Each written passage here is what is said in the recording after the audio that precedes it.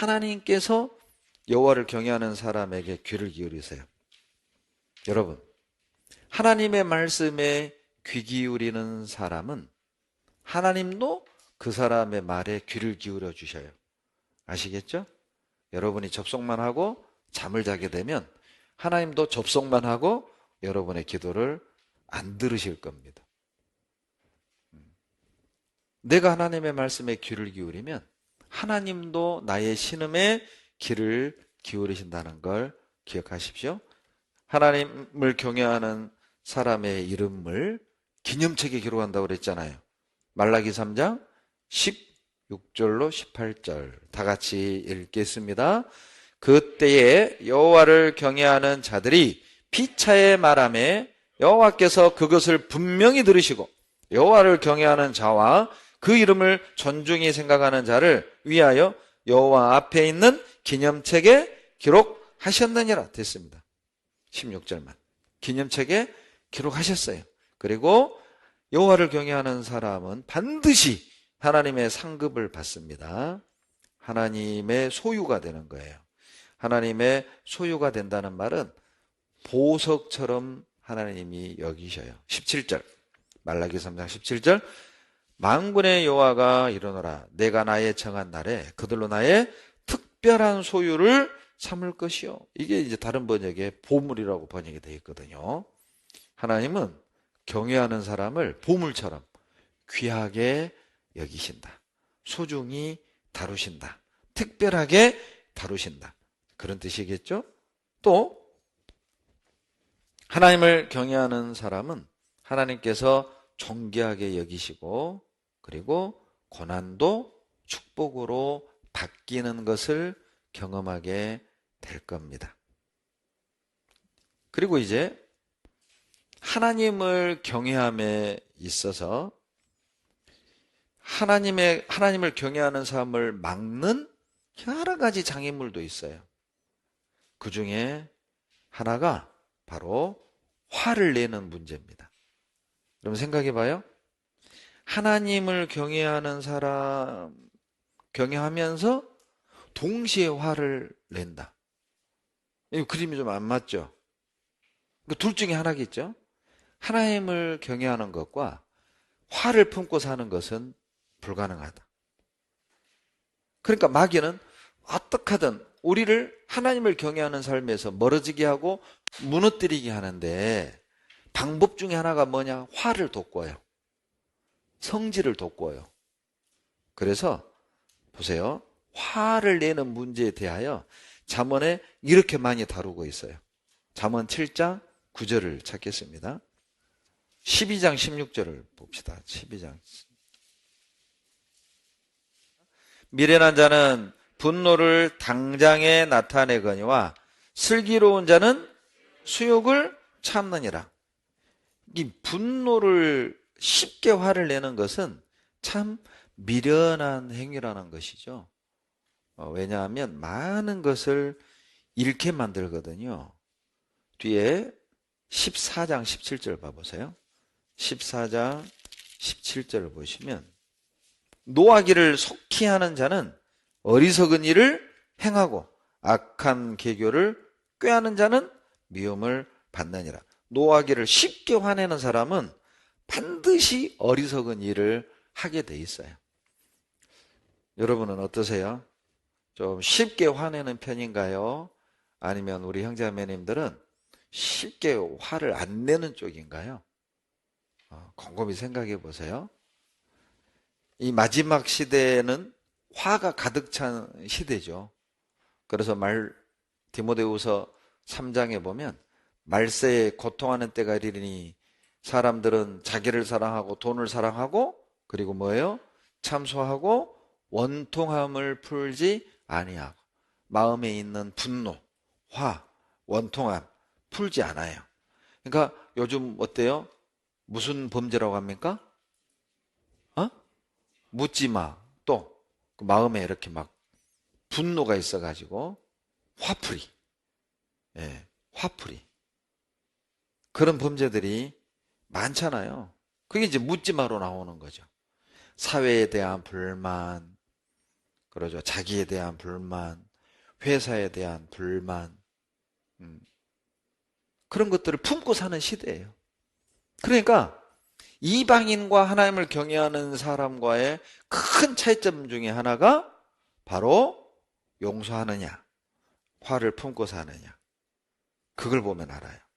하나님을 경외하는 자는 화를 풀고 용서하게 돼 있고, 하나님을 경외하지 않는 사람은 화를 품고 살아. 서운한 걸 품고 살아. 절대 용서가 안 됩니다. 정말 용서가 안 됩니다. 15장 18절에 보시면 15장 잠언 15장 18절, 여러분 화내고 분노하는 것 뒤에는요 전부 다 안 좋은 결과들이 나와 있습니다. 15장 18절 같이 읽겠습니다. 분을 쉽게 내는 자는 다툼을 일으켜도 노하기를 더디하는 자는 시비를 그치게 하느니라. 여러분도 그러잖아요. 그러죠? 아침에 일어나가지고 엄마 옷 어디 있어? 근데 엄마가 그냥 짜증내는 거야. 야야, 그건 넌 아침마다 좀 저녁에 미리 준비해 놓지. 너는 항상 그래. 그럼 여러분 학교 갈 때, 출근할 때 기분이 어때요? 예, 상당히 안 좋죠. 그러니까 저도 최대한 자제합니다. 아침에는 가능하면 우리 딸들 속 안 상하게 하려고 최대한 저도 조심해요. 할 말이 있지만 참고. 왜냐면 아침에 그렇게 불편하게 나가면 그 하루 종일 하루가 안 좋잖아요. 분을 쉽게 내면 반드시 다툼을 일으켜요. 16장 32절 보시죠. 그런데 이제 반대로요. 16장 32절 같이 읽겠습니다. 노하기를 더디하는 자는 용사보다 낫고 자기의 마음을 다스리는 자는 성을 빼앗는 자보다 나으니라. 예. 노하기를 더디하는 자는 용사보다 낫다. 성을 빼앗는 것보다, 성을 정복하는 것보다 자기 마음을 정복하는 게 훨씬 어렵다는 뜻이에요. 자기 마음을 다스리는 자는 성을 빼앗는 자보다 낫다고 그랬잖아요. 그게 뭐예요? 성을 정복하기보다는 자기 마음 정복하는 게 너무 어려워요. 또 하나, 성을 정복하는 것보다는 내 마음을 정복하는 것이 훨씬 중요한 일이다. 그런 의미도 있고, 훨씬 큰 일이다. 그런 의미도 있어요. 어떻게 자기 마음을 다스릴 수 있습니까? 노하기를 더디하면 자기 마음 다스릴 수 있고 자기 마음 정복할 수 있다는 거죠. 더 놀라운 거는요, 잠언 22장 24절 찾겠습니다. 야, 이런 사람 사귀지 말아요. 잠언 22장 24절 같이 읽겠습니다. 노를 품는 자와 사귀지 말며 울부는 자와 동행하지 말지니. 세상에 이 화를 품고 사는 사람 있죠. 용서하지 않는 사람 있잖아요. 계속 그냥 불평, 분노, 남의 탓, 그런 어떤 마음을 가지고 있는 사람은 여러분 사귀지 마세요. 혹시라도요, 이렇게 교제할 때마다 다른 사람의 어떤 흠을 얘기한다거나 불평을 얘기한다거나 투덜거리는 사람이 있으면 가능하면 그분은 가까이 하지 않는 게 좋습니다. 왜냐하면 영향을 받는다는 뜻이에요. 왜 사귀지 말라고 하겠어요? 물들거든요. 물들어. 저도 이제 요즘은 아침 모임이 없으면 제가 매일 현장으로 출근을 합니다. 그러니까 현장 갔다가 이제 집에 딱 들어오잖아요. 분명히 내가 조심한다고 조심했는데 보면 뭐 바지에 먼지,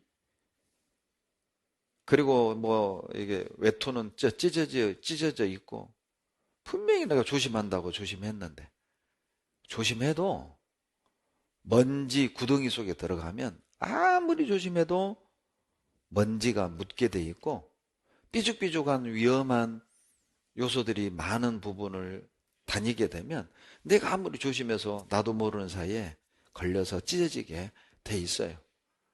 그렇게 분을 품고 불평하고 남의 탓을 하고 부정적인 사람들을 가까이 하게 되면 자기도 모르게 물들게 돼 있어요. 그러니 사귀지 말라는 것이죠. 그래서 25장, 잠언 25장 28절을 보시죠. 잠언 25장 28절에 보시면 자기의 마음을 제어하지 아니하는 자는 성읍이 무너지고 성벽이 없는 것 같으니라. 쉽게 화를 내는 사람, 자기 마음을 통제 못하고 그냥 욱하고 분을 드러내는 사람들 있잖아요. 그런 사람들은 성벽이 없는 것하고 같아. 여러분, 고대 전쟁에서 성벽이 없는 성은 원수들의 밥이죠, 밥. 성벽이 없으니까 빼앗기가 쉬워요. 침략하기가 쉬워요. 결론은 자기 마음을 제어하지 않는 사람, 감정대로 다 얼굴에 티내고 짜증나면 얼굴에 표시하고 말로 그냥 투덜거리고 그런 스스로를 컨트롤 못하고 좀 참을 땐 참고 감출 건 감춰야 되는데 그걸 꼭 드러내. 그러면서 꼭 하는 말이 그래도 나는 뒤끝은 없어. 이미 상대방 속을 다 뒤집어 놓고 나는 그래도 뒤끝은 없어. 뒤끝은 없을지 모르지만 이미 상대방은 상처를 받았어요. 안 주는 게 지혜죠. 그런 사람은 성벽이 없는 것 같아요. 무슨 뜻이죠? 마귀의 밥이다. 그런 뜻이에요. 반드시 마귀가 그 사람 찾아옵니다. 마음을 제어하지 아니하는 사람.